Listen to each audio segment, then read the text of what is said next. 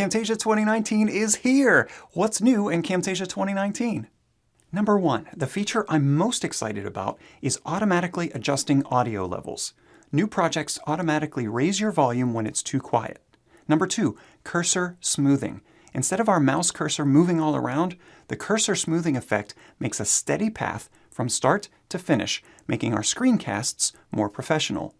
Number 3, customizable hotkeys. You can now customize almost all the keyboard shortcuts. Instead of only being able to change 8 hotkeys, you now have over 8 pages of shortcuts to adjust. Number 4, PDF import. Sort of. The Windows version of Camtasia 2019 lets you import the first page of your PDF as an image with a transparent background.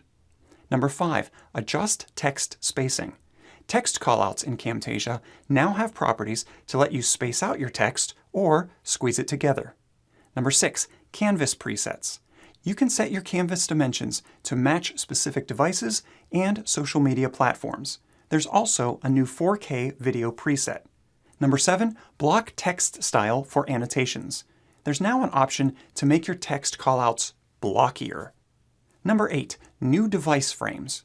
You can download new device frames to make your video look like it's being played on a specific device. Number 9, new whip spin transition. With this new transition, you can spin around from one video to the next. Number 10, add logos to themes.